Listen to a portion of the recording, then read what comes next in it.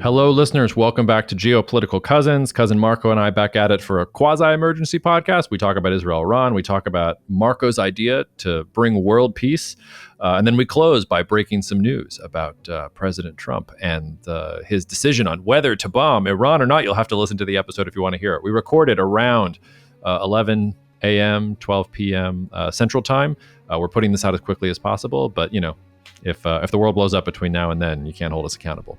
Email me at jacob@jacobshapiro.com if you want to talk about any of this with us. I make sure that Marco sees everything that comes through, and I try to reply to everything else that comes through. Otherwise, okay, the world is crazy. Enjoy the episode. Bye. All right, listeners, it is Thursday, June 19th. It is 12:08 p.m. Central Time. What is that? 10:08 a.m. Pacific Time. Good morning, Marco. We will pump this out as soon as we possibly can. Who knows what will happen between now and then? But if things are strange by the time you listen to this, that's why. To set the scene, Marco, I don't know. How do we set the scene? There's a bunch of different things going on. So it seems like Israel has control over Iran's skies. Iran is firing back some missiles that they say people will remember a century hence. I think that's sort of silly.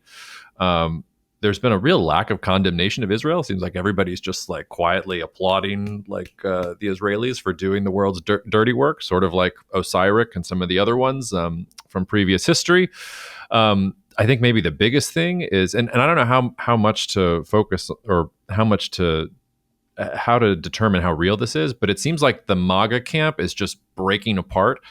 You've got Steve Bannon and Tucker Carlson like just hammering Trump and everybody else for being seduced by the neocons. And now as Trump, like everybody's shifted from is the US going to bomb Iran to likely to bomb Iran. And we're getting sort of all the memes around that. But, the first thing that we should probably talk about, Marco, is do you know the population of Israel? Are you aware of the population of Israel? Yes, I am. Yes. I watched the whole Tucker Cruise interview. I could not get enough of it. But he said population of Iran. Right? He did. I assume you watched it and know that according to Tucker, 92 million. Yes.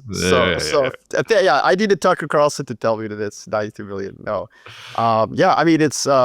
it's fascinating. It was awesome, and then I loved the retort from Ted Cruz on Twitter, because he posted this meme of Tucker Carlson interviewing Luke Skywalker and asking him, do you know the population of the Death Star?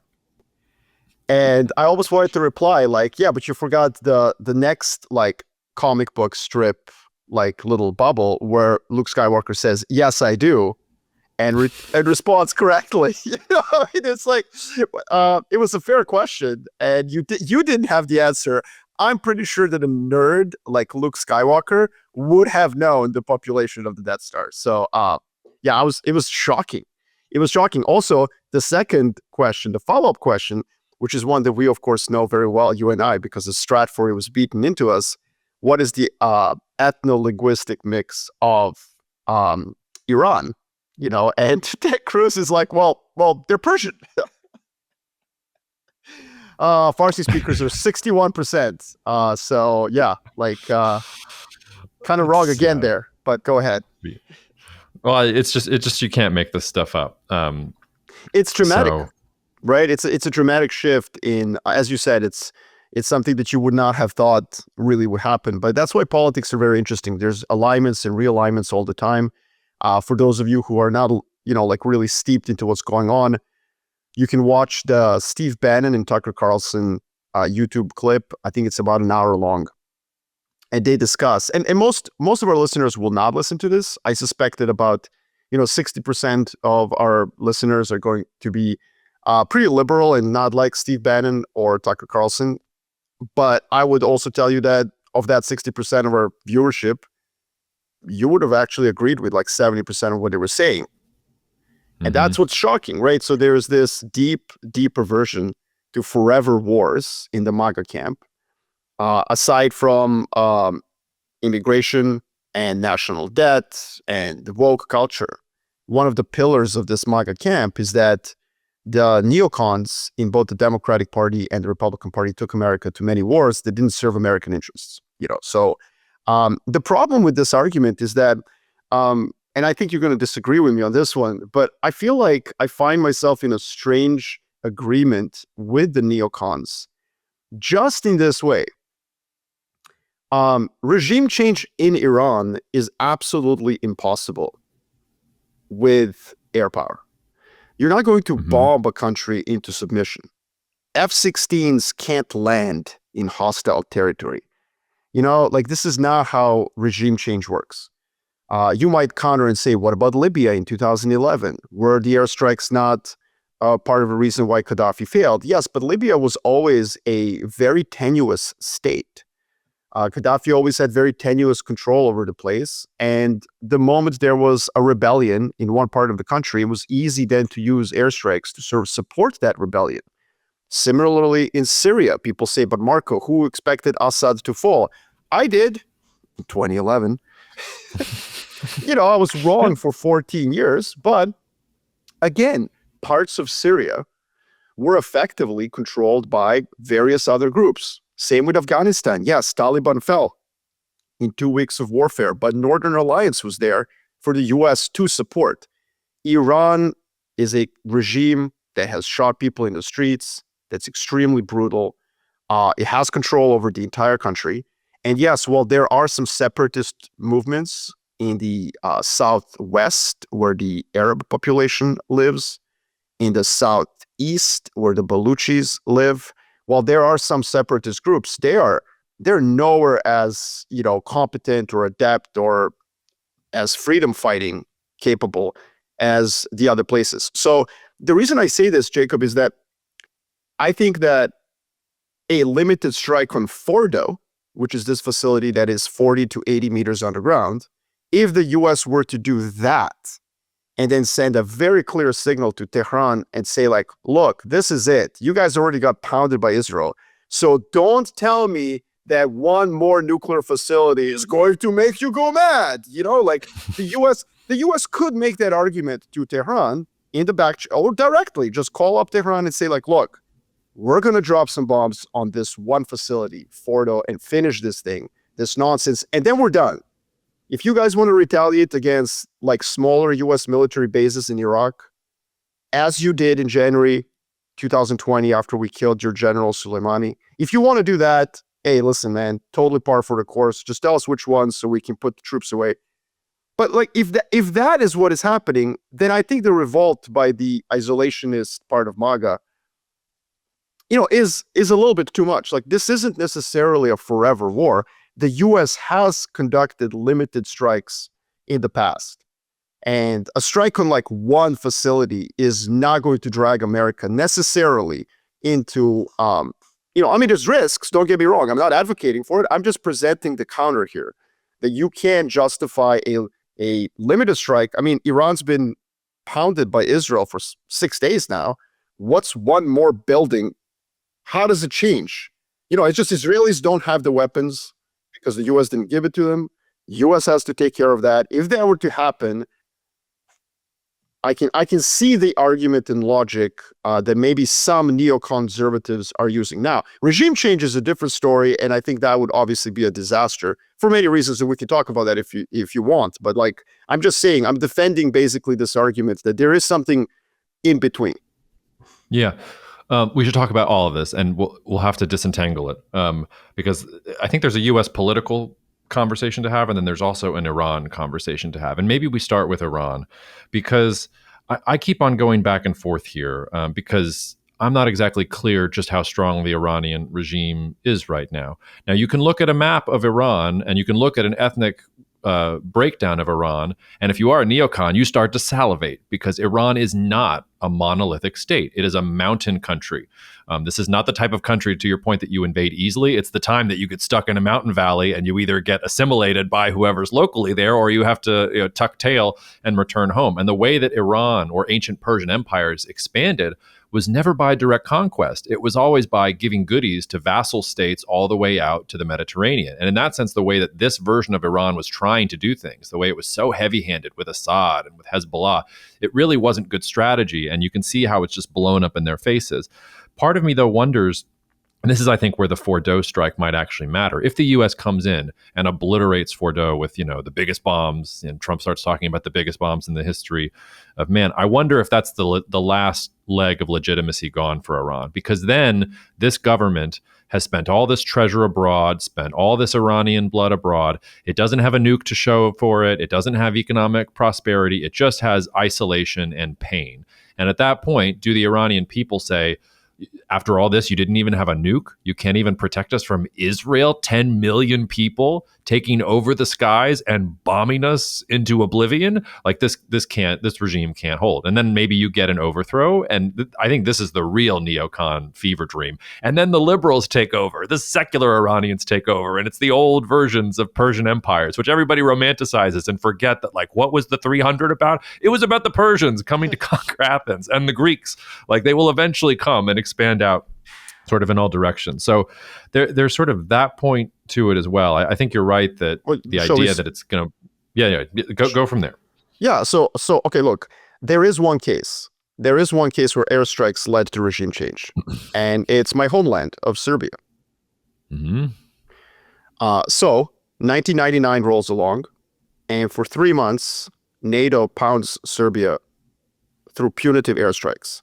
It was supposed to be military only, but the Serbian military did not turn on their air defense systems, which was very, very smart and very, very dangerous for the population of Serbia.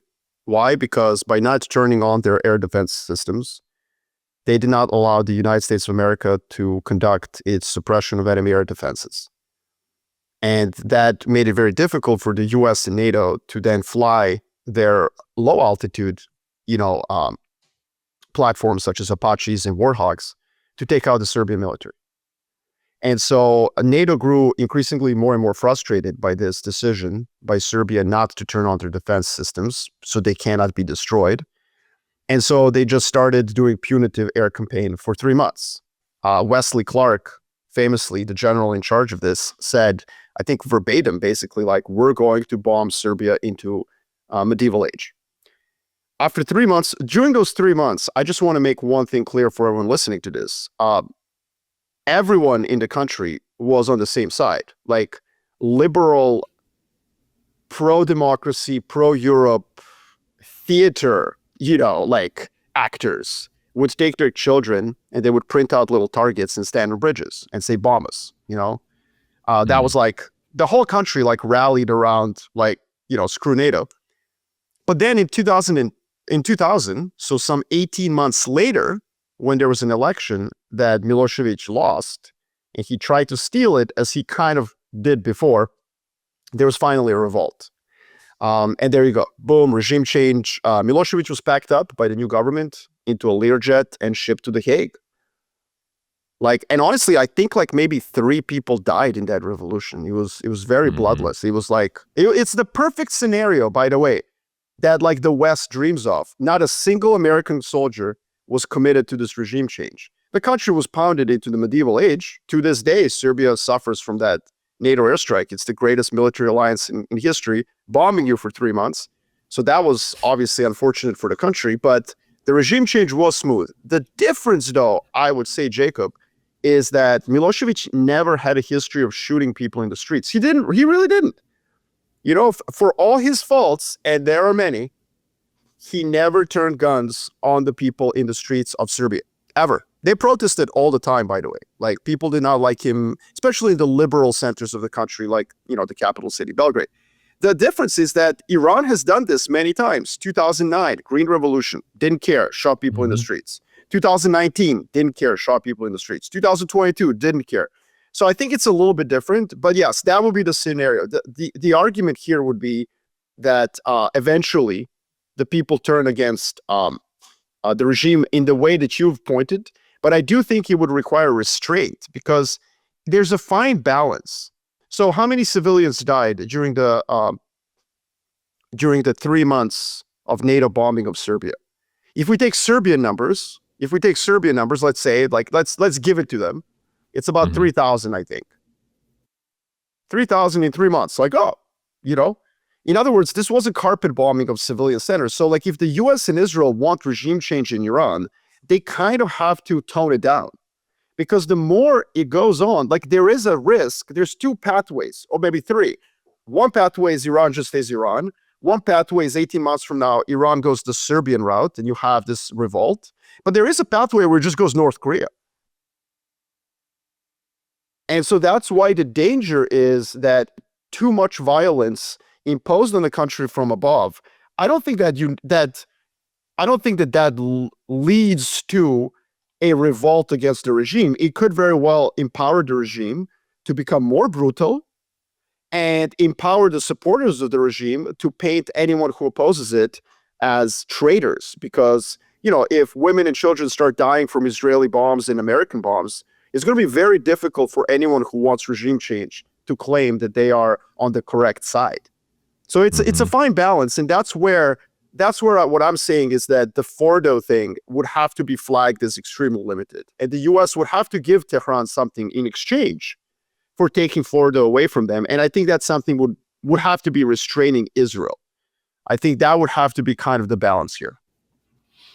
Yeah, and I don't think that's going to happen. I've been trying to think about scenarios for Iran going forward, and I've got four, and maybe there's more, and maybe some of these are realistic. One is that the army takes over, just a classic military coup, and Israel has not really bombed army targets, so you can kind of see that maybe Israel would like to work with the Iranian regulars, not the IRGC. The IRGC are the defenders of the revolution. They're the ones that Israel's taking out. I've heard maybe that theory. the IRGC. Yeah, maybe fair. the IRGC takes over, but Israel's killing them all. And if Israel has control over the skies, I think they're going to keep killing them. Like I think like they're done in sort of a meaningful sense of controlling things. As long as they're trying to control things, I don't think Israel's going to stop at all. Another scenario I've been thinking about, it's funny you bring up Serbia. I've been thinking about the Soviet Union in 1990, 1991. What if this is all just a house of cards? And what if you get absolute chaos for 3 or 4 years and a bunch of Iranian oligarchs gobbling up like what's left and Western investors coming in and gobbling up, and you get 5 years of liberalization and chaos, and eventually there's a Vladimir Putin, except with an Iranian name that's at the end of it. And then the other scenario I have on my bingo card is really more of a question. Where is Hassan Rouhani? Where are the pragmatists? Where are the dudes who were trying to push back IRGC influence and who wanted the JCPOA and who wanted normalization with the West? They're not dead. They're still there. There's a significant power and political base there. To your point, do they put the supreme leader on the jet to The Hague? Or this obviously didn't turn out to be true, but I got a text from somebody like 36 hours ago that was like, the Ayatollah's on the way to Moscow. He's on the plane. Yes, He's going to be sharing the room with Bashar. Oh my God, yes. But could happen. You do have some friends, but they're very excited. Some friends in Israel. That one wasn't even Israeli. I have those Israeli friends, by the way. Like they're like it's coming apart.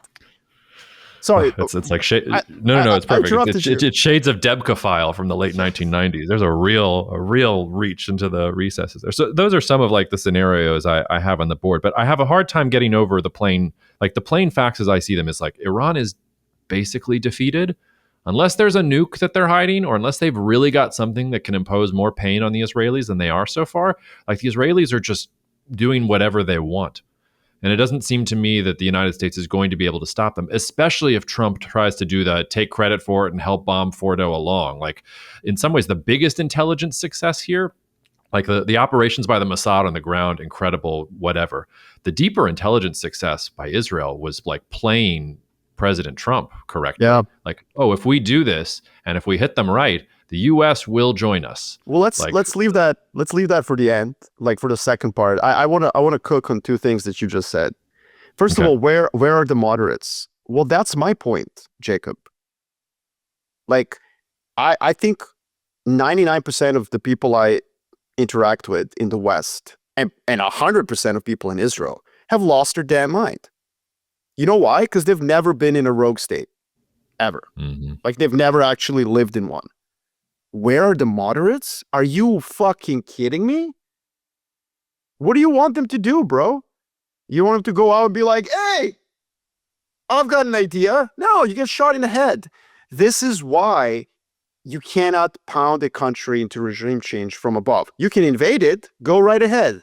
Let's do a draft in America. Let's draft some 18 to 30-year-olds I won't have anyone to play basketball with. Ooh, a little pat on the back there. Did you see how I did that? Nice. I did. Let's do that.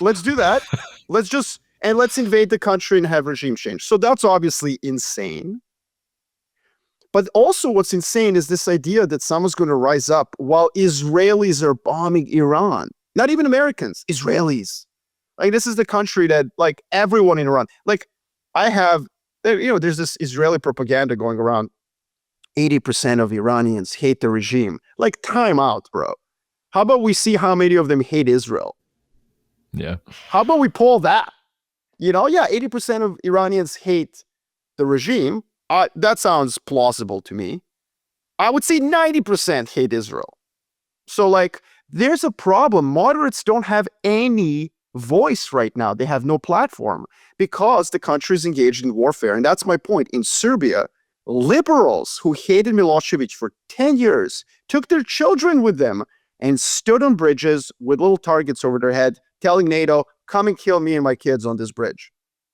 Not government supporters, like not, loyalists of Milosevic. This was just everyone. When you get attacked, this is what happens. So that's where I would say that's where all those people are. Now, the other point where I disagree with you a little bit is that U.S. can't restrain Israel. I think that oftentimes when something like this happens, we assume that countries at war are like when you were playing Doom 2 on unlimited ammo hack. And that's just not the case. Both Iran and Israel are going to start facing shortages of munition. For Israel, the big problem, there was a Wall Street Journal article that was very interesting. I didn't even think of this, but they're not using Iron Dome to stop these missiles. They're using David Sling and then Arrow 1 and Arrow 2, and they're running out of arrows, missiles. They're very expensive, and Iran has more ballistic missiles than Israel has interceptors. Now, the good news is for Israel that they are actually destroying the launchers, so that's very helpful. But the point is that if they're running out of interceptors, they're also going to run out of ground attack missiles that their fighter jets are firing at Iran. Because let's not forget, it is a country of 9.5 million people, Israel. Countries of 9.5 million people, even militarized ones like Israel, don't plan on multi-month regime change campaigns of countries of 100 million people. Like, that's not what you plan for. You've got some ground attack missiles to deal with Hezbollah, threats in Syria. Maybe you have enough to attack the nuclear facilities in Iran.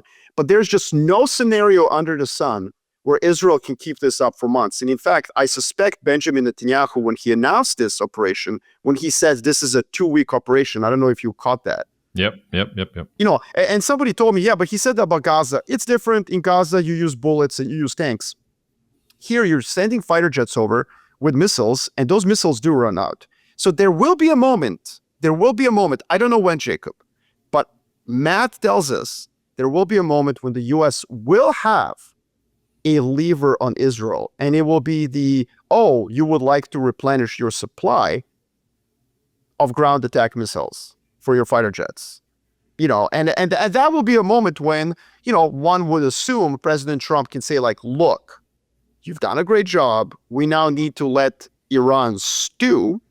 And hopefully during that period of time, some of the moderates can come out and be like, was it worth it?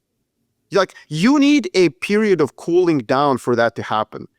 I'm just telling you right now, I just don't think there's 0% chance, not like 5, there's 0% chance that Iran can have a revolt while it's being bombed by Israel, a country that everyone in Iran thinks is evil. No, I think, I don't know that everybody thinks they're evil, but I think you're right that, like, while the bombs are falling, there's not going to be regime change. I think the vast majority of people in Iran are basically like either hardened Islamists or they're liberals who want freedom, but they're like the kind of liberals that go to Colombia and protest in favor of Palestinian independence. Let's just put it that way. You know what I mean? Like, there's not a lot of people in Iran who are like, you know what I think should happen? Gaza should be resettled. There's not a lot of those people. And so that's why it's very, very, it's extreme. No, I mean, it's not, sorry, it's impossible to have a revolt inside of Iran while it's being bombed by Israel. So, yeah. Yeah. I think you're right about there's not going to be a revolt until they stop bombing. I'm not sure that the Iranians hate the Israelis en masse. They might after this campaign, considering how deadly Israel makes this. But like, go back to like the ancient Persian empires, like the Persians didn't care what the Israeli or what the Israelites or whoever they were back then did in their own territory. They were like, just make sure you pay tribute, make sure you're like not running afoul of our things. And then you can do whatever you want. And remember, these are Shiite bunch of different other sects. Like in some sense, it's like the Sunni Arabs that are nearby. We don't. No, we don't have to go that far for your example. If you want that example, you can go to 1980, 1981, Iraq-Iran war, where the only country that supported Iran was Israel. Clandestinely, not overtly, but for Israel, Iraq was a bigger threat. The entire world was on the Iraq side. I hear your point on that, but like, it's been a long time since then. It's been 45 years. I think it's very, very few people in Iran who have a positive view of Israel. And so, or America for that matter. And so it's going to be the moment you rise up against the regime in this moment, you will be accused of being a traitor. That's what I mean. That's what growing up in a rogue state like makes you like know. It's very difficult for you to oppose the regime right now. And I think that people like Ted Cruz, who are like out there talking about regime change and like, well, people will rise up. Like, cool, yes, maybe. And Israel's actions may precipitate that. Well done. Thank you, Israel. But there needs to be a cooling off period, like 12 months. You need to give Iranians 12 months to clear the rubble and be like, what the hell was all of this for? As you said, we don't have a bomb. We spent all these resources on Hezbollah and Hamas, and that hasn't done anything. Assad. Like, what are we doing? But that moment of reflection cannot happen while somebody you hate is bombing you and your family, right? Like, it's very difficult for that to happen. And I would argue it's never happened in history. I'm open. Please tell me, the viewers, listeners, tell me I'm wrong. Give me an example. I gave you an example. Serbia took 18 months of peace. After NATO stopped bombs, 18 months of peace before that happened. All right. Well, I think we've talked out the Iran thing. So before we move to our bigger, grander topic, I do want to talk about U.S. politics for a second, because part of me thinks that you're right about the freak out about the conquest of the neocons and John Bolton's last revenge, and are we really getting dragged into forever war? But to your point, if they literally just bomb the shit out of Fordo, and that's all that the United States does, and in 18 months, let's say the pragmatists take over and they ship the supreme leader and his son off to The Hague or wherever they want to send them, then President Trump can be like, hey, I told you I was the one who could handle this conflict for a couple of bunker busting bombs. Like, I basically took off who Kamala Harris said was the greatest adversary we ever saw. All it took was a little bit of pressure, and I did a great job. So I think I hear you there. I will say I've been getting this weird. Well, there's two things. The first is it does feel like there's a split inside, at least on social media and reading some of the personalities. Those that are very opposed to this and those are very anti. And it's your Tucker Carlsons and your Steve Bannons, and maybe I've had some people reach out and say, hey, that's the fringe. Like 80-20 people are for bombing Iran, even within the MAGA crew. Don't listen to the louder voices. I heard one conspiracy theory that Elon got out when he did because he saw on social media how things were building towards this and he wanted no part of it. But I have had this like weird thought in my mind about Lyndon B. Johnson. I'm obsessed with Lyndon B. Johnson, and I'm obsessed with the Vietnam War, and I'm a nerd about all of it. And the idea of a brash, norm-breaking, powerful man who is extremely good at manipulating domestic situations, but who is overmatched with foreign policy and is desperate to seem strong and want the United States to seem strong, getting dragged into a conflict that maybe he doesn't quite understand so much. And maybe the great society here is the one beautiful bill and the return of manufacturing and everything else. I'm like, it's a stretching metaphor, but I wonder, there's some part of me that wonders if President Trump is not making that kind of mistake. And if some of the base really does turn on him for this, that maybe he starts to really lose his domestic position. And maybe he does get distracted by the Middle East instead of dealing with places in Asia Pacific, et cetera. The other, well, yeah, let's just pause it there, because I'm curious whether you think that's too much when it comes to U.S. politics.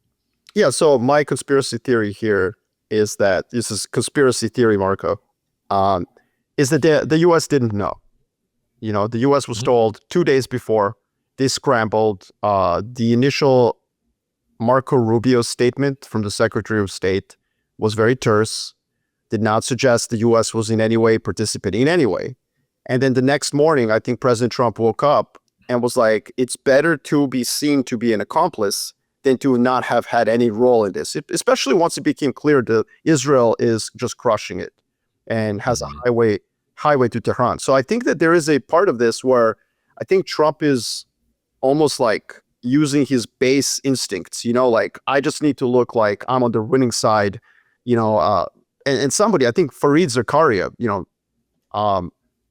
I mean, not that I quote talking heads often, but he had this great analogy. This is FOMO foreign policy.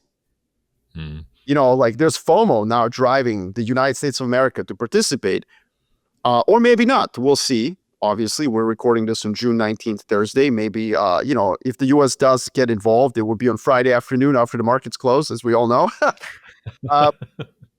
Yeah, so like I think that's there is a world here where the U.S. just lets Israel do this. Israel will degrade the nuclear program massively. They don't need to destroy Fordo. They just don't. Iran is set back by years after this. I mean, Israel is degrading like literally down to the electricity wires that lead to Fordo. Like centrifuges are going to spin out of control. There's all sorts of reasons why there is no need for the U.S. to participate. And if the U.S. does participate, I do think that the critics of President Trump will be correct. It will have been done out of FOMO. So your analogy to LBJ is a really good one. Yeah, but you don't think for a second that there's going to be an American soldier with boots on the ground in Iran? Of course not. So again, as I said at the very beginning, I think the critics from the MAGA camp are unfair, or not maybe unfair. Maybe they're just like ignorant of history. Like the United States of America has conducted military actions in its history that were limited. Like again, Serbia air war is a good example. Not a single American died in that operation. I think some Apache fell during training in Albania, whatever. Like the point is, there's a way to do this, without a single soldier. So it's not fair to say, well, if you bomb Iran, you're on a slippery slope to a forever war. I think the danger is, and it's like we have to talk about this, is how does Iran retaliate to the attack on Fordo? That is where it can get messy. And I would just say, like, look, if they threaten the Strait of Hormuz, where 20% of the world's energy flows through, oil, sorry, not all energy, but if they threaten that, the U.S. will get involved in a really kind of apocalyptic way for Iran. And so that's what the markets are worried about. That's why oil prices have risen considerably. My only point on that is that I think Iran understands. This is why it's so important. How do you signal to Iran if you attack Fordo? It will be extremely, extremely important for the White House to signal to Tehran, literally call them, just like pick up the phone. Look, we are about to bomb Fordo, and that's it. And that's it. We're done. We're not going to do anything. In fact, we're going to start telling Israelis we're not going to give them weapons. Like, they need to stop. But here's the deal. If you retaliate against global energy, we will do to you what we did in 1988, Operation Praying Mantis. Everyone listening to this, go on Wikipedia, read about it. And we will decimate your entire country from above. You have no way to defend. I mean, if you couldn't defend against Israel, you have no way to defend against the U.S. And on top of that, the U.S. has strategic air platforms, not just tactical ones. So Israel is attacking a country of 92 million people using F-16s, which is extremely inefficient. They can't carry that many missiles. The United States of America has strategic platforms, i.e. bombers. They carry a lot of ordnance. So this is where I think, there is that limited way to do this. It just requires somebody who knows how to signal that it's a limited thing. And that's where I'm a little bit afraid. Does President Trump know how to properly signal in a calm, cool, and collected way? And he has in the past. But to his credit, he has in the past. General Soleimani was killed on January 3rd, 2020. And President Trump was very calm, cool, and collected afterwards, didn't retaliate to Iranian retaliation. So I think that that is the needle they have to thread if they're going to participate in this attack. Now, one thing about Iran that I want to also mention, I know we want to shift to big picture, but I just want to mention this because it's important. The deputy foreign minister also said this to Christiana Amanpour on CNN, and she waved him off.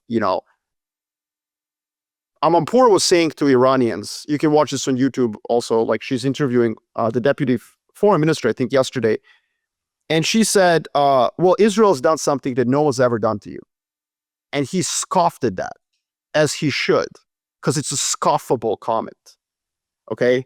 Comparing this to the Iran-Iraq war is, as my dad would say, it's comparing ass and a donut. Okay? Both are round and have a hole in the middle. But they're different things. Like, yay, Israel is awesome, and they're so cool, and they can do this. Time out. 500,000 people died in the Iran-Iraq war, 1980 to 1988. Iranian regime was brand new. It was a new revolution, ready to be snuffed in its, infancy. And Saddam Hussein was supported by everyone on the planet. There was bigger coalition behind Iraq, Saddam's Iraq, than there is behind Netanyahu's Israel. We're talking Soviet Union and the United States of America both aligned behind Saddam's Iraq, supplied him with weapons. France, the Europeans, everybody was behind Iraq to snuff out this Islamic regime in its infancy. And that war was brutal. 500,000 people died. There were human waves against Iran. There is a province of Iran in the southwest that is majority Arab that Saddam Hussein used as a pretext to attack. My point is that was an existential risk that I would argue is far, far above what's happening right now. And Iran survived that, and they only once so much as dipped their toe into retaliating against global shipping, right? Just once. During those 8 years, only once did they do that. Why? Because they knew that when Saddam targeted their tankers during the tanker war phase of that conflict between 84 and 88, when Saddam did that, they knew that Saddam wanted them to lose their cool. So that they would invite US into the action. So they've seen this movie before. They've seen this movie before where a country attacks them and is begging them to lose their cool so that the US gets involved. And so that's where I would say we have to understand that dynamic. And that's why I do think President Trump could thread the needle, signal to Iran, look, this is over. I'm going to finish Fordo. You guys can retaliate against some US bases. I get it. But let's stop there. And I think that's the most likely scenario that actually happens. Yeah. Before we move to the bigger thing, I agree with most of what you said. I think the neocons will get tested early, though, because if this works, it'll be like when the Heat first got together. Not one, not two, not three, not Iran, but Venezuela and North Korea and everybody else coming next. And there is an interesting blueprint here. I've been thinking a lot about Venezuela recently, because if you're thinking about like a sclerotic authoritarian regime that says that it's got all these weapons and can defend itself, but it doesn't really take that much to take them out. Like if I was Guyana, or if I was in Brazil, or like the neocons in the White House, I'd be looking hard at Venezuela right now. Well, they already are. If I was Nicolas, and if I was Nicolas Maduro, I would be like any of these rogue states. Like it really gives the logic for you need a nuclear weapon, because nobody's going to go after, I think, North Korea, because they've already got the nukes and they've got different ways to sort of ward that off. But if you're in Iran, or if you're a Venezuela, or if you're one of these states that is on the outs, like there's never been more of a reason to go get a nuke. I would also say that the next domino to fall is actually Iraq. Iraq was at the threshold of a civil war in 21. And one of the reasons that Iraq did not have a civil war between pro-Iran Shia groups and nationalist pro-Iraqi Shia groups is that the Saudis made a deal with Iran and they pulled the funding for the pro-Iraqi Shia groups. So just one thing to keep in mind, like if Iran goes all the way and we have regime change in Iran, I think Iraq will have a civil war. And actually that will be far more impactful to global oil prices than the non-event and the non-threat of Iran closing the Strait of Hormuz, because Iraq does ship 4 million barrels. But yes, let's shift to five big kind of big things. One is very big. I want to, if you permit me, I want to fly through 4 of them. And then we focus on the 5th. So I want to just rant on 4 things that I find very interesting. They have nothing to do with how this is going to develop, which is great because we have no idea. This is Thursday. By Friday, who knows what happens. First of all, can we just stop talking about the China bloc? Can we do that? Can we just stop? This absolute nonsense. And by the way, propagated mostly by the American hawks in Washington, D.C., this idea that Russia, China, and Iran are an axis. Like, holy shit. If that's what friends look like, I would hate to be China's like enemy, right? First of all, China is not supporting Russia. Yeah, they're buying their oil. So is India, which is America's ally against China. So time out. No, Marco, but if you open a Russian drone, there's Chinese electronics in it. If you open a Ukrainian drone, there are Chinese electronics. If you open literally everything in this house, there's Chinese electronics in it. So no, there is no China bloc. President Xi was in Kazakhstan. He made a statement about this conflict. I think they've sent a letter to the UN, non-ironically. Like, there is no China bloc. We are not in a Cold War. The world has not split into 2 camps. That is nonsense. Empirically, it's just false. So that's my first thing. Okay, second thing. All right, well, if there is no China bloc, then America's number 1, right? Yay, USA. Oh, wait a minute. No, because America can't even keep its vassals in check. And that was your point from the beginning, that the biggest takeaway from this is that the big intelligence, failure or success, depending on whose perspective you see, is that Israel just kind of strung the U.S. along and then attacked anyways. Told the U.S. with a 48-hour lead. Now, to Israelis' huge credit, they are very magnanimous in their total victory. And they're playing along with this charade. Yeah, they're playing along with Trump's charade that he knew and that he's involved. They're like, oh yeah, like every time Benjamin Netanyahu talks about Trump, it's so dripping with patronizing, that I'm sure Trump is seething. Like when he said in front of this hospital that was tragically hit by Iranian ballistic missile, Netanyahu said, oh yeah, Trump is helping a lot. It was like, wait, was that sarcasm? Like, what? Anyways, that was hilarious. Third big picture. Are American assets a safe haven? Like the dollar's up like 1.5%. This is more nerdy for the investors who listen to this for entertainment. But I thought that was really interesting. Like if this happens 10 years ago, the dollar's up like 5%. U.S. Treasury yields are down like 50 basis points, 60. That has not happened this time around, which is something to really think about. Like if the dollar can't rally significantly on something like this, like when is it going to rally? 4. Yeah. Well, hold on. We have to do a whole episode at some point in the future about that point and about what the alternatives are. And we've been batting it around for a while, but just to say from an investment perspective, I think that might be the biggest conclusion from all this. Sorry. Go. No, for sure. And it reminds me of like when the Islamic State took Mosul in May of 2014. And I was like the last idiot on the planet who was long oil. The last idiot. All my friends, shout outs to all of them. Anastasios, Emin, all my buddies who like knew markets better than me were like, bro, oil's going down. And I was like, fuck you guys, no way. And then Islamic State conquers Mosul. And I remember being like, yeah, what's up? Oil's going down? And oil rallies like 2% and goes back down. And I was like, oh my God. Oh, I'm dead. You know what I mean? Like I got goosebumps. Oh my God. Like, oh, I'm going to get my face melted. So anyways, that's a good lesson. When something happens that should lead to X and Y happens, oh my God. Fourth point before we get to the big one. Not a lot of civilian casualties, thank God. Okay, thank God. That's great. We've had a lot of wars. So far, yes. But it seems to me like India-Pakistan conflict saw about 60 civilians killed.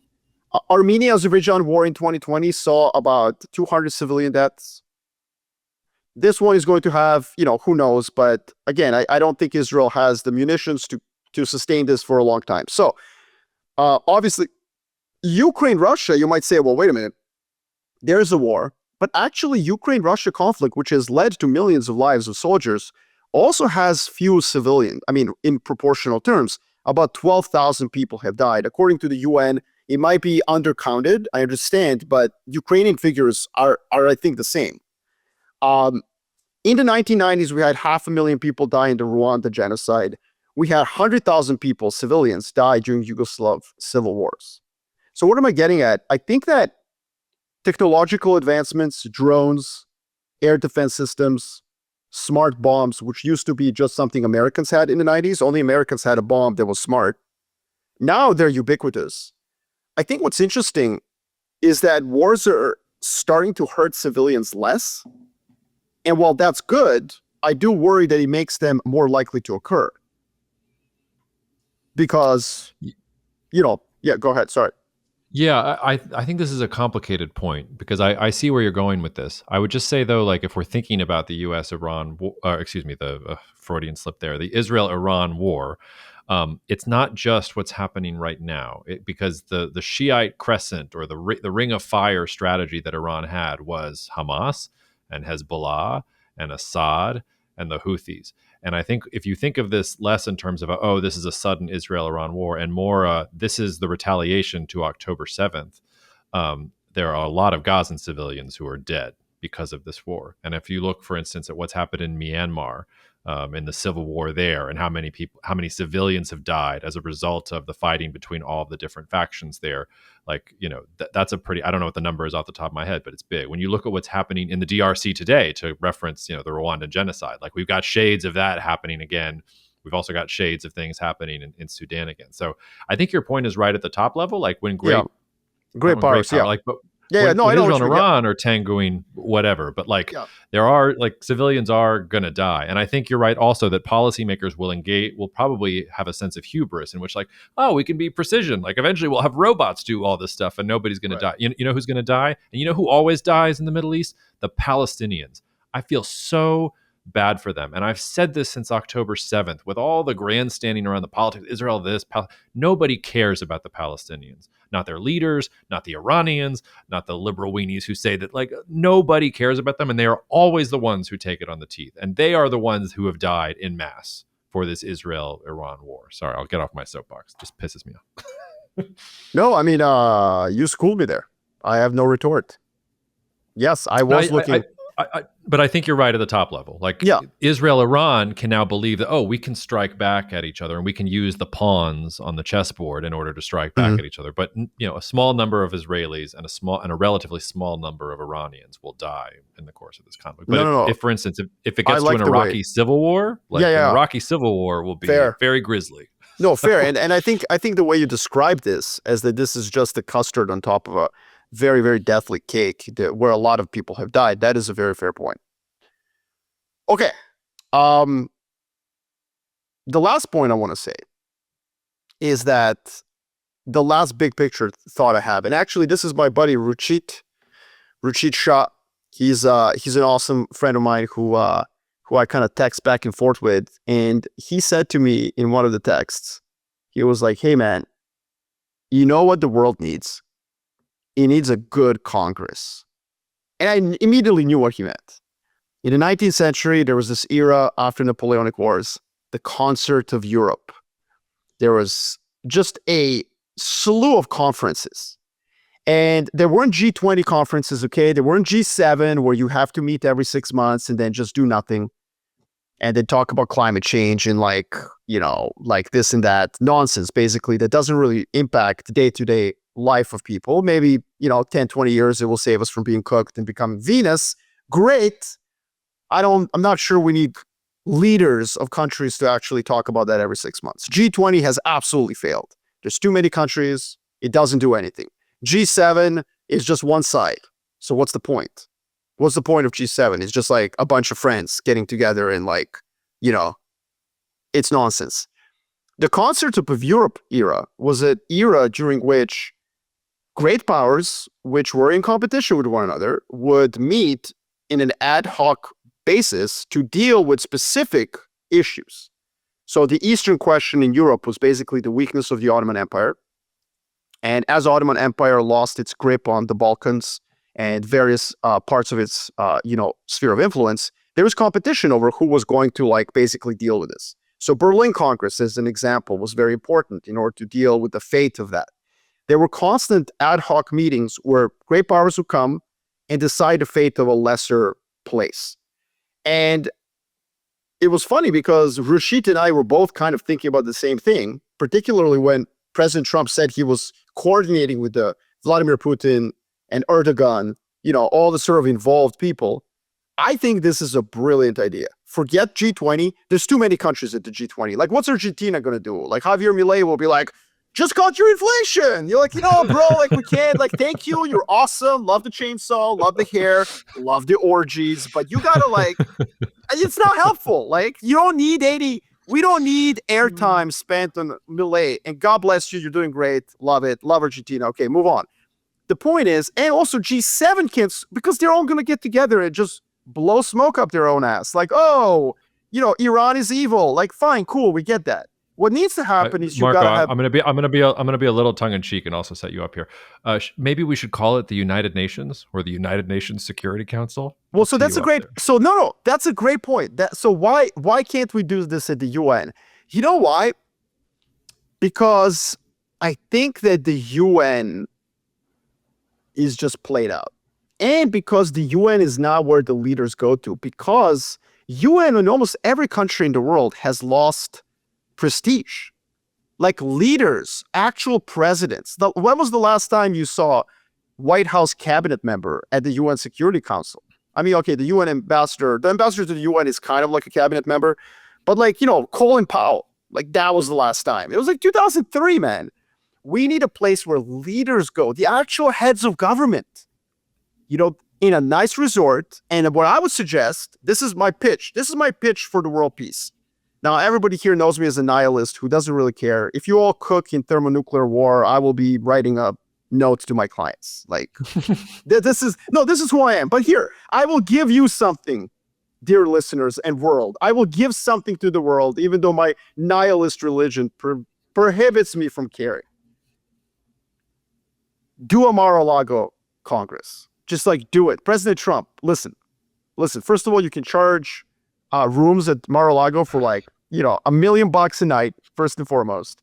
The first and people Congress, have to pay in Trump meme coins. Yes, 100%. This is my idea, okay? The world needs a Mar-a-Lago Congress to kick it all over. This is like the Congress of Vienna, right? This is the first one that we're going to have. You get Russia, you get China, you get Turkey, obviously. You get, whoever else needs to be there, someone from Europe, and basically you sit down. Oh yeah, sorry, Saudi Arabia in this particular case, Mohammed bin Salman. Israel and Iran are not invited. Or if they are, they're just like watching their fate decided. Sorry, guys. Or maybe they are, maybe they're not. I don't know. The point is, the big boys and girls, to be non-gendered here, it is 2025, need to be in the room together, not in different camps, and not diluted with like South Africa and Argentina. Love both. Love you guys. You guys are awesome. But if you come to this room, it gets diluted. So great powers only. Your point is like, bro, that's the UN Security Council. I agree. Totally true. Except, it's not cool anymore. I mean, I don't know how else to put it. Like literally the UN is just not cool. And these people are not going to, Putin and Erdogan and Trump are not going to meet at the UN Security Council. They're just not. Yeah, I think the failure of the UN is instructive to what you're talking about. And by the way, listeners, like this is what Kissinger wrote his PhD on the period that Marko was talking about, like 1812 to 1822 and Metternich and Castlereagh. Like this is what Kissinger loved himself. I think the UN, like it failed for a couple of different reasons. And really we're talking about the Security Council. Like the rest of the UN is not what you're talking about. The rest of the UN was really focused on the commons, on global health development or climate or all wonderful goals, but like not what you're talking about great powers, divvying up the world and making sure wars didn't happen. And I think the Security Council was designed to do that. But just remember who the permanent members of the Security Council were. So and still are. It's the US, Russia, or the Soviet Union, China, the UK, and France. And that's it. And if you were creating this concert or creating a new Security Council, those probably wouldn't be the powers that would be like signing the checks at the end of the day, or you'd have to expand it a little bit. I think also, nuclear weapons had just been invented and they had just been used, and the world had just gone through, a 7+ year war in which tens of millions of people died all over the place. So I think there was a willingness for the people in the an idea in the Security Council that if somebody bucks the Security Council, we'll just nuke them. You can't not listen to the Security Council because we possess the power of God and everything else, and anybody else who's not in the Security Council does not possess this power, and you're going to have to listen to us in general. And I think that's actually where it breaks down, because if you think of the Congress of Vienna, or if you think of the Westphalian system after the Treaty of Westphalia in the 1600s, like, it was never that one person was going to enforce things. It was all of the great powers agreed on, here's the spheres of influence, and we'll work out our issues behind the scenes. And yes, people are going to die, but we're going to try and minimize it as much as possible. Whereas the UN really was like, no. Like, we won.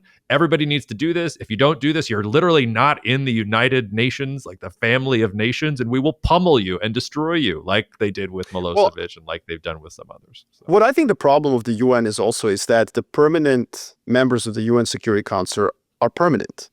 And the concert system in Europe was ad hoc. So Congresses would be put together based on an issue, like, oh, wow, there's Crimean War. Oh, wow, Germany is unifying. Oh, wow, Ottoman Empire is collapsing. And you would have... Right. It should be like the Premier League. You can get knocked out of the league, or you can get bumped in the league based on how many points. Not just that. I mean, it's just issue by issue. Like, hey, man, like this Iran-Israel thing, do we need France and Germany involved? Like, no.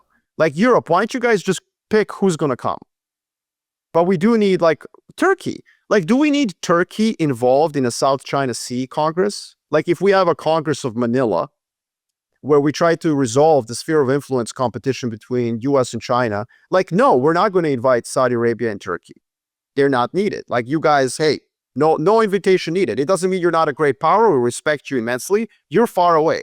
So the problem with the UN is that it was designed for all issues, but that's not how the world works, because you do need a different grouping based on an issue. The other thing that I think the problem is that UN bureaucracy, the very place when you go to it, is way too normative, moralistic. It's infused with the last 25 years of liberal interventionism. They passed this nonsense responsibility to protect resolution that basically justifies any great power invading any place, but they thought that they were at the peak liberalism. Like, UN is just tainted.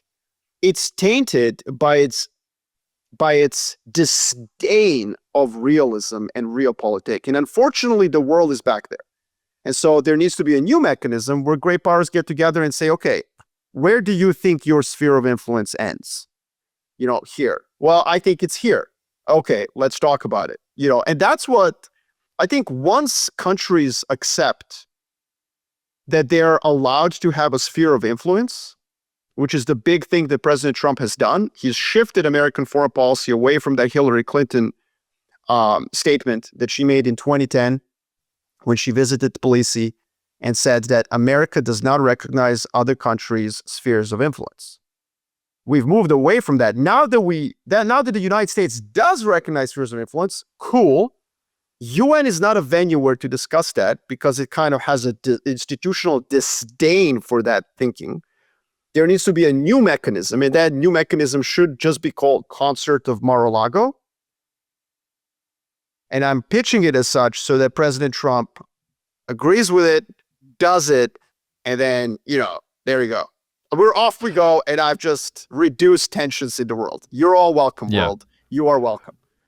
As you're about to say, I really thought about this and nerded out on this a little bit. So I think there's 2 points I want to make. The first is, and I know you're not, you didn't say anything about the realistic nature of this scenario. Like, it's probably not going to happen unless President Trump listens. Who knows? And he consumes a lot of media.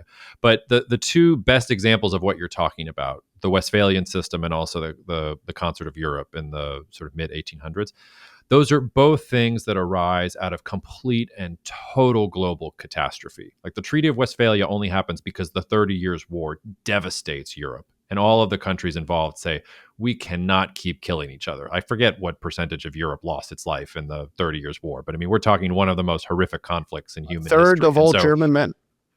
Yeah, I mean, just like awful. So then it's like, okay, like let's stop fighting. Let's figure out how to do this better. Very similar with the Concert of Europe. It was Napoleon almost took over the whole damn continent. And he threatened everyone. He threatened the British. He went all the way to Moscow. He was running around the Middle East like he was modern day Alexander the Great. And so Austria and Britain and Prussia and Russia all get together and say, whoa, whoa, whoa, let's make sure that we don't get a Napoleon ever again, because that was really, really bad. And the deaths that happened and the carnage, that's there. So I think that you're right. And I think you're being prescient that would be really helpful. But I worry that to get the kind of buy-in that would actually make people listen to this, you'd have to have carnage and disruption on a level that we haven't experienced in the world since World War II. And that was what allowed the United Nations to be an attempt at this. The League of Nations is also another attempt at doing this, and programmed with Western liberal notions of how, self-righteous and just everyone should be, which maybe is one of the things that makes it break down. There was one example I found in history that I hadn't been aware of until I started looking, which was, have you ever heard of the Washington Naval Conference, 1921, absolutely. 1922? Super important. The ratio of naval build out in the Pacific between UK, US, and Japan, like 2-to-1 was the ratio, or whatever. Maybe I'm wrong on that. No, I think you're right. Or was it 5-5-3? I forget. But that was a really interesting one, because there was a global arms race happening after World War I, and some of these different countries said, you know what, if we continue down this path, like things are going to get a little bit dicey. Let's limit ourselves so that we all have strength, but that we're also not threatening each other. And maybe that could be like the first, to your point, like you're not going to go from zero to Congress or concert, really quickly. But maybe you could have a Mar-a-Lago conference with China and Russia and Europe and say, okay, like, can we stop here for a second? Like, we're not going to come to terms or anything, but maybe we should put a limit on how far we're going to push things, or at least like we'll all agree to limit ourselves so that we can't destroy ourselves. And then the other two like examples that I really had to reach into the grab bag for, with some props to ChatGPT for helping me find them. The first was, I know today we think of China as unified, but thinking about Imperial China's tributary system, where you've got the main dynasty and the emperor, and then you're surrounded by tributary states on all sides. This goes to your point that you've been making for years now, which is that the US and China will have a deal. There's a version of this where the US and China are like, hey, we are the global economy. China, you make things. United States, we have the capital and the technology and the innovation. Let's stop squabbling with each other. We are together the Middle Kingdom, and everybody else are the tributaries and the vassals. So let's create like a vassal system where if you want to plug into the China-US like dominant thing, like you're going to have to play by the rules. And if not, like, the US and China will take turns in bringing you to heel and isolating you from the global economy. So I thought that was an interesting model. And then this is like really stretching, but I was looking for like non-European examples of this in ancient history, and settled a little bit on the Iroquois Confederacy in North America. Wow. And like all the different tribes that were like, creating a council where some of you have autonomy, but we resolve disputes at this level. And Jacob, can I just say something, buddy? Please. No one's going to accuse you of not having a bag. Yeah. Thank you. I appreciate that. I'm like basically Jewish Mary Poppins. Or Jamal Crawford.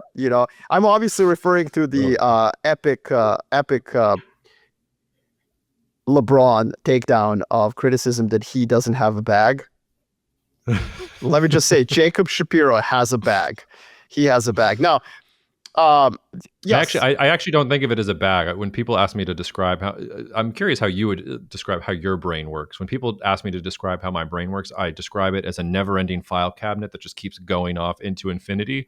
And literally, like, me talking or writing is me like furiously looking through the folders, trying to find the thing that I remembered that I learned like 3 years ago, and then sort of like getting halfway there, and then like, trying to edit it and put it in. Anyway, sorry. My brain works. I was designed and manufactured in the Balkans. So when I see authority, I just authority of anything, of views, of common sense, I go against it. We were ruled by the Ottomans for 500 years and just learned that whoever's in charge is wrong. So and yet here you are advocating for the Concert of Mar-a-Lago to adjudicate all decisions between peoples and nations. Like I said, every nihilist fiber of my body is revolting against this because I am an observer.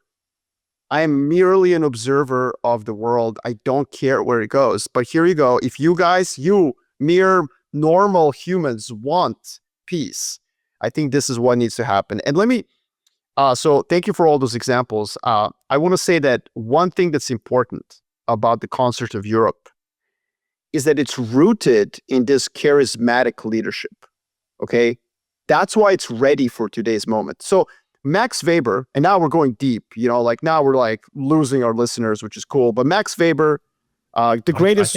I think we're giving the listeners what they want, Marco. If you're not like getting excited for the Max Weber reference, you might like go listen to Joe Rogan or something like that. Well, there are other like, podcasts. And listen. If you don't know what Max Weber is, like, I think he wrote one of the best pieces of sociological, whatever, socioeconomic research, the Protestant work ethic in the spirit of capitalism, or is it the spirit of capitalism? Protestant? Not sure. It's amazing. I actually don't use that framework. I use the Marxist materialist dialectic to do my work, but doesn't matter. I actually love Weber's takedown of the materialist dialectic. Fundamentally, Marx and Weber disagreed on what kind of comes first. Marx was all about materialism. It's about means of production. It's about technology. Weber was like, no, actually culture matters, So that's his greatest work. But I want to reference something else he did. And most of you, if you got a liberal arts degree, you did at some point come across his 3 classifications of legitimate authority. And the 3 classifications of where authority comes from in our world, in a country or planet. The one is like traditional authority. That comes from God via a king. So you submit to a traditional authority because you believe that there's just some tradition to it, We don't really have that today in the world, so we can like ignore that. But there's 2 other forms of authority that are now in conflict. One is charismatic. It's people like Erdogan, like Putin, like Xi, like Benjamin Netanyahu, I would argue, and like Donald Trump, where they derive their authority actually from their personal charisma. They're authentic. They're revolting against something that's corrupt.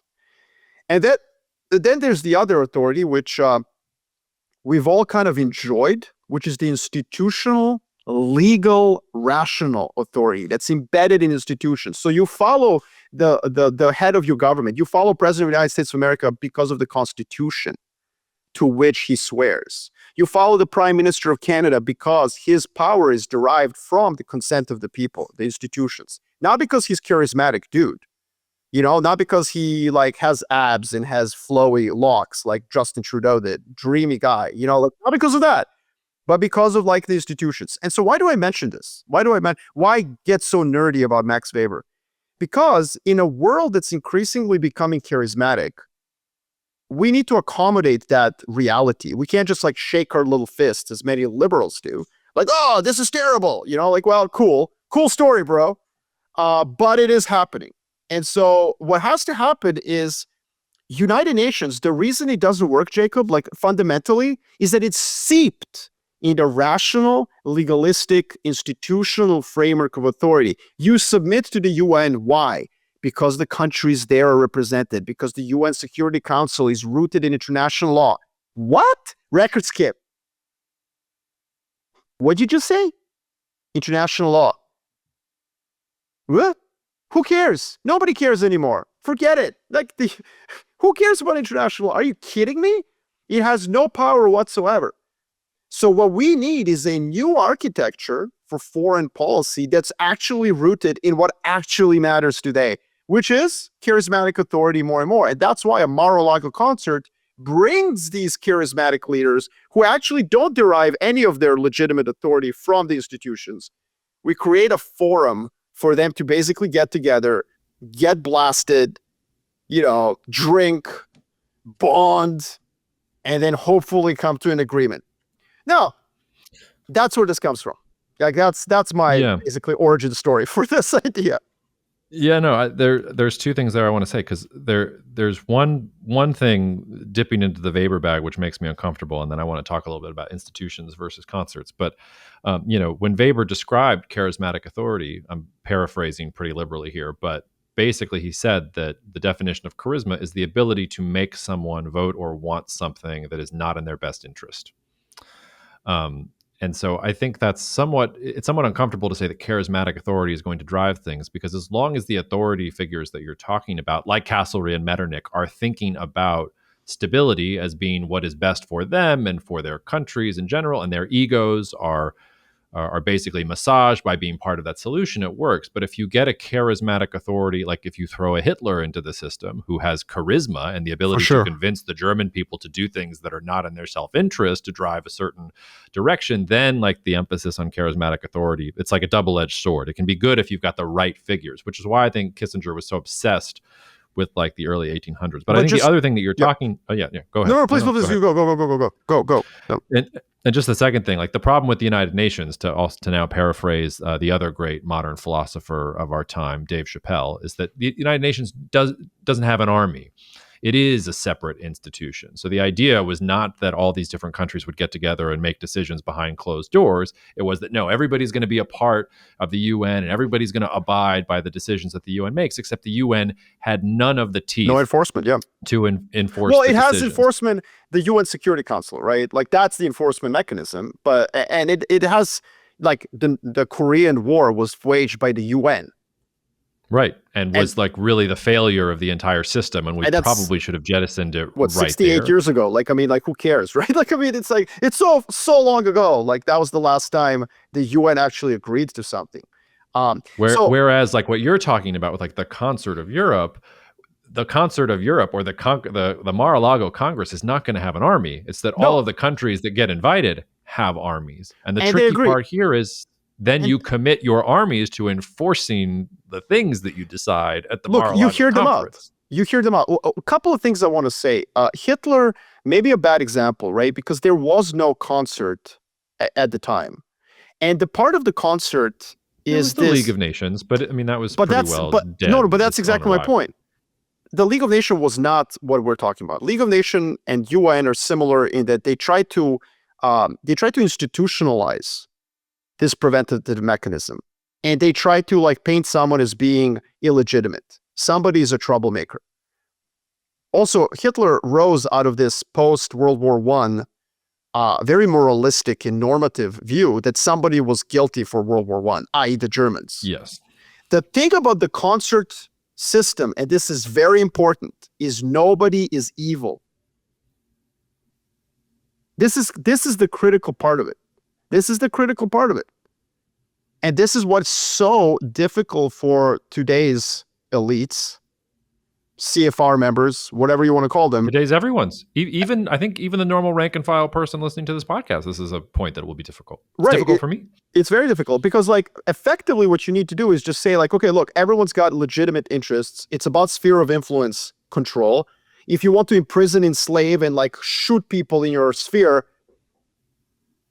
c'est ça, c'est la vie. It is what it is, you know. That is, and it's a mechanism derived from a multipolar distribution of power, where unfortunately, from a moralistic normative point of view, you cannot simply do regime change because you don't like how somebody treats people in the country. So the concert idea is one where you give legitimacy to every single great powers, not small power. Like North Korea is not invited. Nobody cares about Kim Jong-un. If you want to have a Congress about Korea, no, you wouldn't invite Kim Jong-un for sure. You would invite China, you would invite, Russia, you would invite US. Like you still treat troublemaker rogues like they're troublemaking rogues. You can invite them as a non-voting member. Like, hey, why don't you watch while we decide your fate? You psycho. Like that's how you would treat the rogue. But if it's a country that it's a great power, what's the definition of a great power, Marco? We don't have time for that. You know it when you see it, like porn. The point is, like, if it's a great power, they have legitimacy by being there. And the problem with Hitler was that there was not that mechanism. Now, would the Congress of Europe in the 1930s worked? I don't think so. I will agree with you. I think that Hitler wasn't going to be really like bound. But in the 19th century, what you would have done to deal with someone like that is you would have actually said, okay, look, you can have the Sudetenland. Have it. No conflict needed. But here's the limit of your sphere of influence. Like, and if you actually break this, we will all go to war with you, including, and what happened by the 30s is the world was already split into camps, into two warring camps, where Italy and Japan were on Germany's side almost no matter what. Now, again, there's many reasons why this is not going to work. The biggest criticism of this is that ultimately the Concert of Europe era did fail. The Concert of Europe could not satiate Wilhelm II, who was a bitter, his Chancellor Bismarck wanted to continue the concert era, and he was fired. He resigned for it in 1890, at which point, Germany was basically led by a revanchist approach, where it was very difficult to contain their ambition. And then the world split into spheres. But the thing that the concert at least tries to tampen down is this tendency of great powers to go into two separate camps. It invites everyone. It doesn't judge. Moralistic normative arguments are dampened. They can be brought to the table. Like, hey, during the 19th century, a big issue was, what do you do with Christians? Christians who were in the Ottoman Empire as they were yearning to be free, the Greeks, the Bulgarians, the Serbs. What do you do with that? So there is some normative, moralistic issues that you can bring to the table, but most of it is just like, how do we delineate spheres of influence? And I think the liberal critique of this is that this is an extremely illiberal solution. And I would say that at the end of the day, I don't really care what the world does. I will just write research about it. That is my role in the world. But what I would say is that if you are a liberal and you care about human rights and you care about, how humans are treated, you have to become aware that the world has transitioned away from that legalistic, rational approach, the institutional, and has now headfirst jumped into what Max Weber calls the charismatic authority. So we need a charismatic global geopolitical solution for the charismatic era. Like, that's it. We're just being led by a bunch of egoistical, chauvinistic dudes. It's almost always dudes. And they just need a place to have a frat party. Like, I don't know what to tell you. Yeah. And I mean, to sharpen what you're saying a little bit, like, you have to give up the idea of universal morals and be a maximalist on morals within geographies that it's realistic to have those different morals, and then accept that there are going to be other ideas of it. I think another thing about the Concert of Europe, and your example is really great, because there is no Germany with the Concert of Europe when it's formed. German unification only happens later, and when the system gets too multipolar, like, the concert only works if you have a couple powers, which is where we're at right now in history. Like, it's not a bunch of different powers that are vying. It's like 3, maybe 4. Like, if you're pushing it, like, who's actually pulling the strings here? By the time you get to the end of the 1800s, the world is so multipolar that to work, the Congress system has to have all of these different interlocking alliances and things like that. And all it takes is the Archduke getting assassinated to flip everything into this. This is why we're cousins. This is why we're cousins. And that's a brilliant point, Jacob. And it wasn't just Germany. What happens in the late 19th century because of industrialization is that Japan rapidly industrializes in the Pacific and goes from being an isolationist island where people wear kimonos and use swords. It rapidly becomes one of the most industrialized places on Earth and whips Russia in 1905. Just destroys it in the Japanese-Russian War. The United States of America takes about 30 years to recover from its civil war and becomes the most powerful economy on the planet overnight. And then your point is that in 1871, Prussia upgrades, it gets a takeover badge and is suddenly German Empire. And so these 3 revanchist powers, in a way, start upsetting the Concert of Europe. I would say that that's unlikely to happen this time around.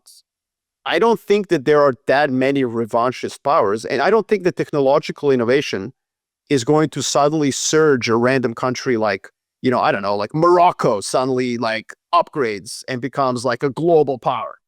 If you look at the list of our top 20, there aren't a lot of surprises in that list of top 20, I would argue. So well, and that's why that list we are going to have to revisit often, because there will be some surprises. No, listen, I agree with you. There will be surprises. The concert era always kind of buckles, but I do think that there was something about that late 19th century that was unique, Jacob. United States of America was largely virgin land, which is obviously inappropriate to say because there were, like Native Americans, my First Iroquois Nations. Confederacy. Come on, man. Like, No, reach fair. into the But bag for that. nonetheless, like this European power grabbed hold of North America and created a completely new global power out of nothing. Japan had this really strange isolationism that they had enforced, and that Germany was created out of a semblance of states. I just can't think, Jacob, of 3 such events for the next 20 years. I mean, maybe that's because my imagination is just failing. Maybe what's AGI has discovered, your point about city-states. We'll talk about all sorts of things that can happen. I just think that we are ripe. I think we're ripe for a concert era, and I think it would work. It is everything. If you have a master's degree from SAIS, if you worked at the UN or any international organization, if you are a member of the CFR, you are dousing yourself in gasoline right now and lighting a match. This is regressive. It's chauvinistic. It's toxically masculine. And there will be fewer bureaucratic positions open for the degree that you committed Much yourself fewer. to. There'll be a lot more positions open for I guess like bartenders at the bar, Lots of smoke-filled rooms. Like, this is definitely regressive. I agree. It's just that the question I have for people in those positions is, do you want to pursue a line, the geopolitical sort of line that makes you feel satisfied with like where the world might go, or do you want to actually solve the world's problems on an ad hoc basis? So one thing, and then I want to give you a hypothetical, and then we probably have to get out of here. But so it's not just like Japan and Germany and the United States at the end of the 1800s. It's also the collapse of China and the slow collapse of the Ottomans and the Russia. Like, so it's also like there's a decline there too that also emboldens the emergence of some of these others. So I think that's important. But let's put it to the test for a second. Let's put aside how realistic it is. Let's say that we were going to have the concert system deal with North Korea, which is this rogue state. It has nuclear weapons. It's irrational. It really is posing a threat to Japan and South Korea, China. The United States doesn't like it because they're trying to get ICBMs. So how does that work? Is that the United States, China, Japan? I don't know who else would be sort of in the meeting. Maybe I don't think you allow South Korea there. Maybe you do. And what is the? Yeah. That's a great question, Jacob. This is a great question. I think that South Korea and North Korea are observers. They can be invited to like the post-dinner hangout at the bar, but really it's China, it's the United States of America, it's Russia, which is extremely proximate to North Korea. I mean, they're right there. Japan, India, and you can have like an observer from Europe as well, and then that's an ad hoc grouping. You create basically, by the way, this has existed, a like contact group during the Yugoslav Civil War. You had a contact group. Or the JCPOA was, supported by many different countries. Exactly. Yeah. So this is not, but you don't send Sherpas, which by the way is I hate that term so much. First of all, it's derogatory to the actual ethnic group Sherpas, who are awesome. And second of all, you don't send some dude who has a master's from SAIS and who, like, by the way, apologies to all the people who have a master's from SAIS. I love you all. You're awesome. But the point, you know what I mean? Like somebody who was schooled in liberal internationalism, like, I'm going to go and set up the meetings. No. You send the world leaders and you lock them in Manila or somewhere near North Korea in an amazing resort for like 3 days, and they bang out the solution that's then presented to South Korea and North Korea as a fait accompli. Like, look, guys, you're either going to do this or we're going to start imposing pain on you, because we don't really care. So that's exactly what I want to push on a little bit. So let's say they go behind closed doors. They come back and say, okay, there will be a united peninsula of Korea. It'll be the Belgium of the Asia Pacific. And you guys, we're not going to sit, it's not going to be democracy in North Korea. You will be 2 autonomous zones. There will not be elections in North Korea. Like, you get your dear supreme leader or whatever. The South Koreans still have their election system. But in return, North Korea, for getting rid of your nuclear weapons and for demilitarizing to a certain extent, you get access to the global economy.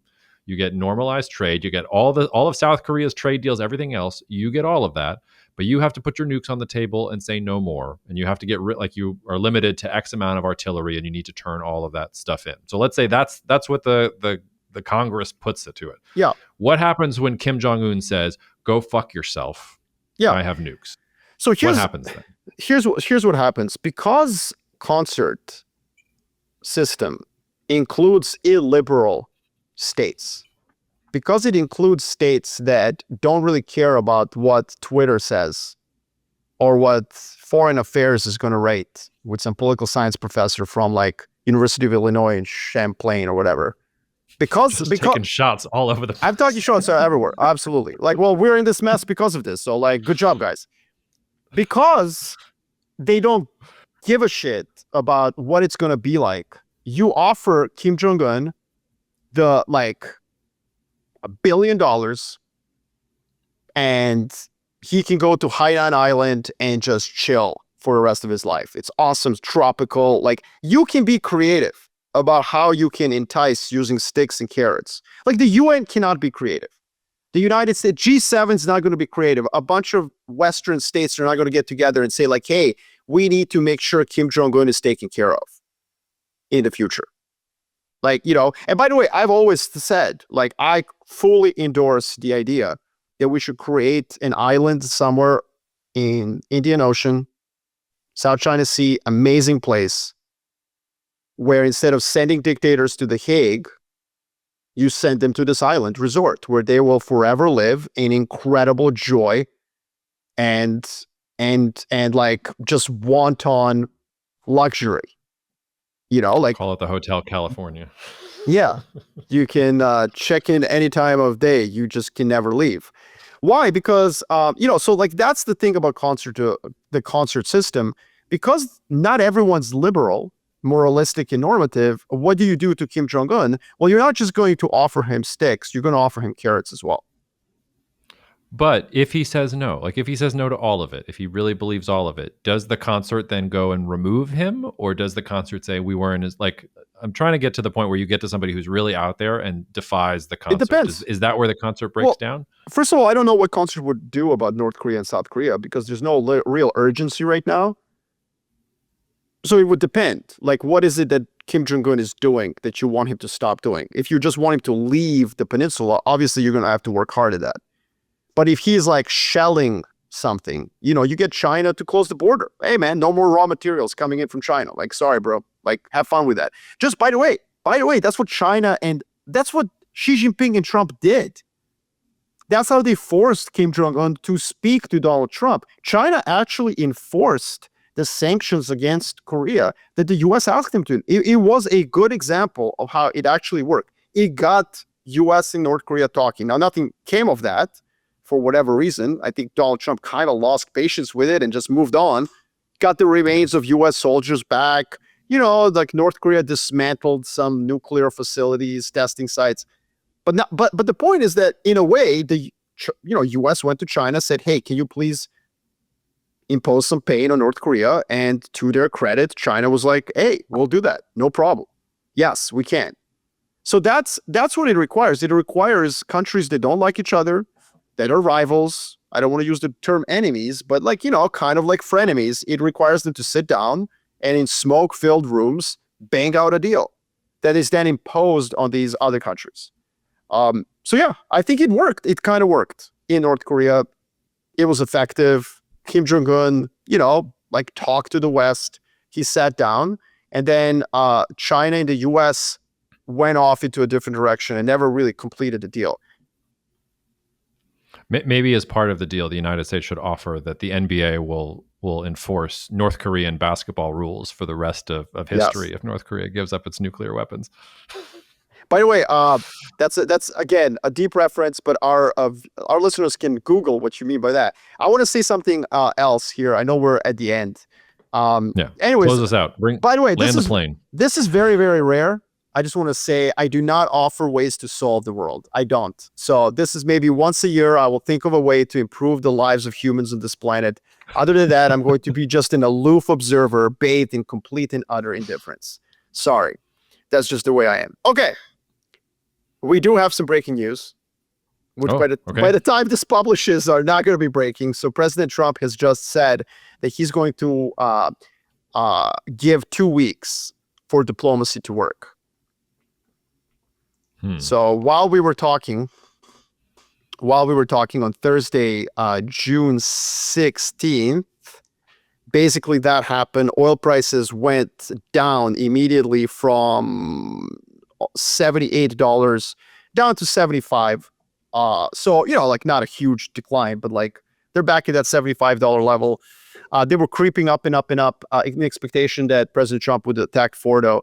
He's now giving it 2 weeks before he makes a decision. Now, why is this important? I think it's important because it seems like some of that criticism from the MAGA camp did get to him.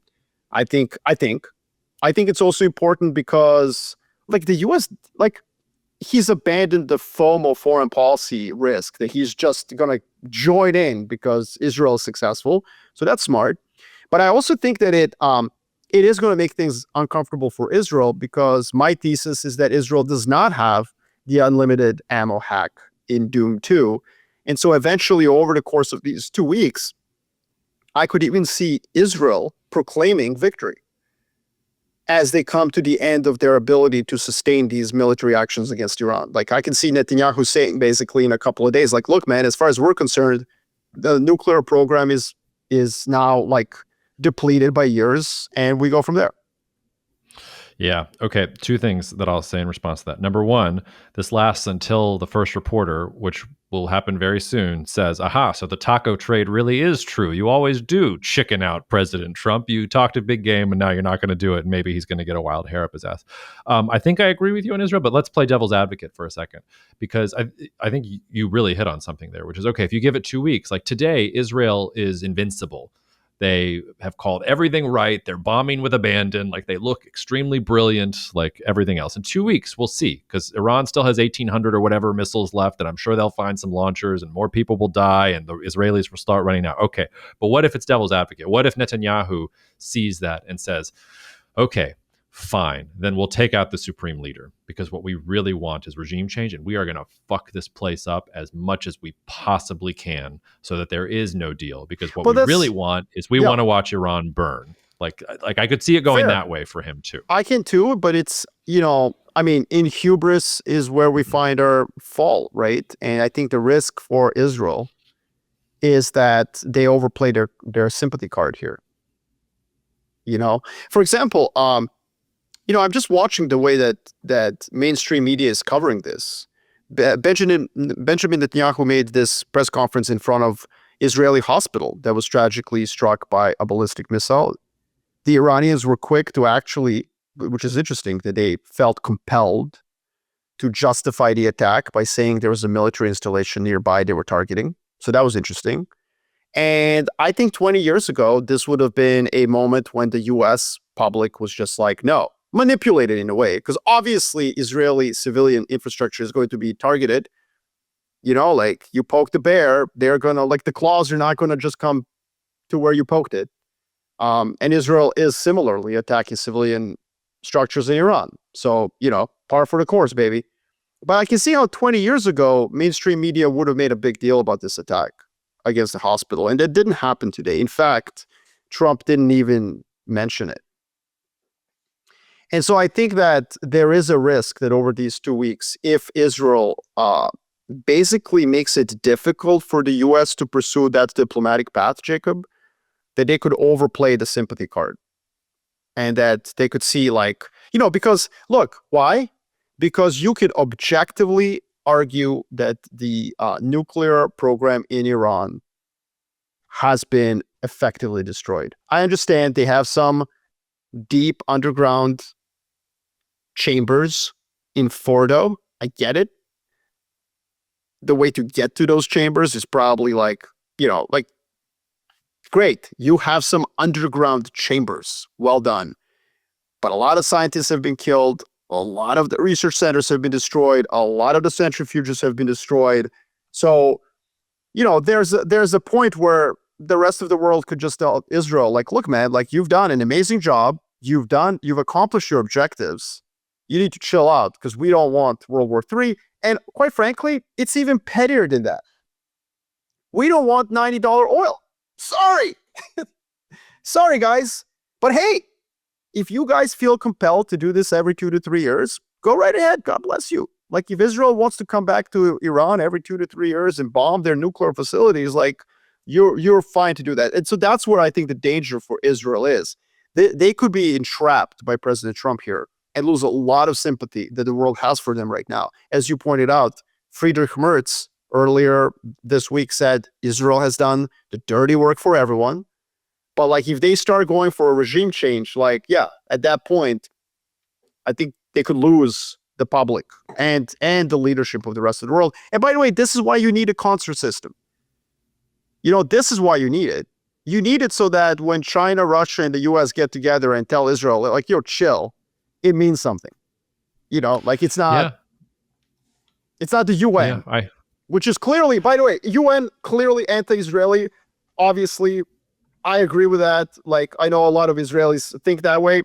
You are correct. It is. There is an anti-Israel bias at the UN. There you go. Yeah, I think it also puts an interesting, and maybe to your point, maybe Netanyahu pulls back and he accomplishes his goal, because I mean, there's this. We'll maybe close out on this thought. I mean, there is this thing called the Begin Doctrine, which is Menachem Begin telling the world basically that Israel will always intervene preemptively against Middle Eastern rivals to knock out their nuclear weapons, and they did it. I mean, these were much smaller operations compared to what they're doing right now, but Operation Opera took out an Iraqi nuclear reactor in 1981.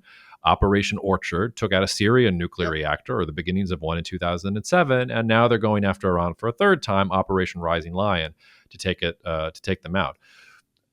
I do think it creates, okay, so let's put the Iran thing to the side. It's destroyed. Like if the Saudis want a nuke, or if the Turks want a nuke, or if anybody else in the region wants a nuke, you've now got 3 episodes of Israel coming for you and successfully destroying it if you do so. That also like creates interesting tensions here, because I think like these other countries in the Middle East, and you mentioned Libya, Gaddafi. There was a reason that Libya was on Benjamin Netanyahu's regime change list too in the 1990s and 2000s when you listen to his interviews, because there were rumors that Gaddafi was also trying to do this as well, and probably Israel would have done something if they felt like Libya was getting a nuke. So create some uncomfortable feelings, I think, for some of these countries in thinking this through. But for the West, like, great, Israel's taking out the trash. No, exactly. But again, Israel can tip from being like, thank you so much for doing the dirty work of the world. Thank you. To being like, yo, guys, you need to chill now because, you've already you've accomplished what your goal is. And again, I think that if the goal here is regime change, I would go back to the hour and a half earlier in our conversation where, look, I mean, I'll bet my career on this, like it is just impossible to get regime change while bombs are falling. If Israel really wants to facilitate regime change, a cool down period is what they should be pursuing. They should say, okay, cool, we've done this. Look how easy it was. Hey, people of Iran, your leadership is vacuous, it's powerless, but because we don't have a fight with you, the people of Iran, we're satiated now. We will stop. Because we don't want to rain down bombs on your head. That is the correct thing to do if Israel actually wants regime change. But one thing that we didn't discuss, and we're already like an hour and 40 minutes into this conversation, is what was the goal for Benjamin Netanyahu? What was truly the goal? And I think that one thing... Is he a neocon, or is he is he something else? Or is he a survivor? And I think that one thing that's been unsaid in the mainstream media, I mean, hell, even Iranians are not saying it, and it's clear. He barely survives a vote of no confidence. And then he attacks Iran.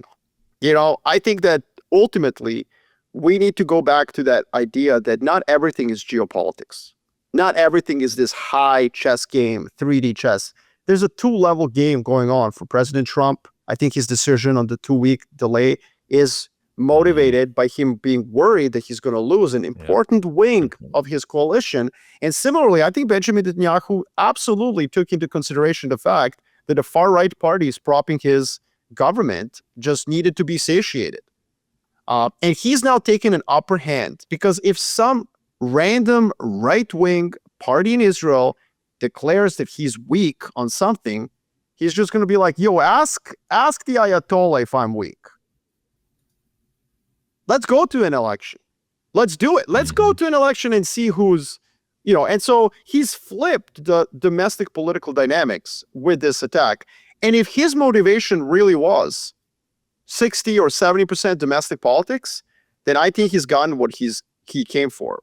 And at some point, why would you just anchor the Americans who are basically reloading you with military equipment that you need? Like, why would you push this further? I think on many different levels, Israel has degraded nuclear program in Iran massively. Benjamin Netanyahu has, swatted away his various rivals on the domestic scene. There's just a lot of boxes that have been checked for Israel. I think it would make sense for them to magnanimously declare victory in the next couple of days. But hey, we'll see what happens. We will, and we'll be back with you then, and we'll see just how far Benjamin Netanyahu has either ascended or descended on our geopolitical trade value leadership draft. Is that next? Next time.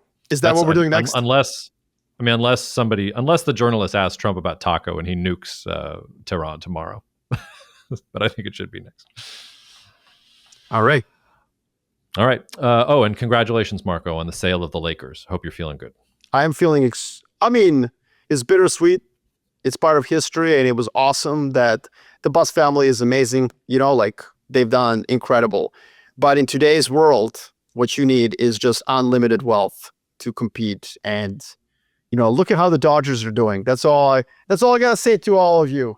I hope you're ready for just decades of annoying purple and gold dynasty talk.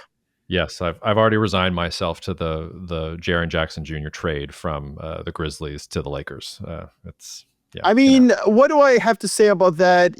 He will play 27 minutes because he'll commit 2 to 3 dumb fouls. But hey, hopefully he knows how to catch a lob. That's fine. He just has to defend the rim for 30 minutes and dunk some lobs, and Luka will take care of the rest. So. I hope so. Slim Luka. By the way, very excited about one thing. Eurobasket this year is going to be fire. So we should have a segment at the end of our podcast, updates from the Eurobasket. I think it's August to mid-September. And Luka is playing. He looks like he's in good shape. I love that he's going to play. It's just cardio for him, because he's going to have to play 40 minutes. Jokic might play.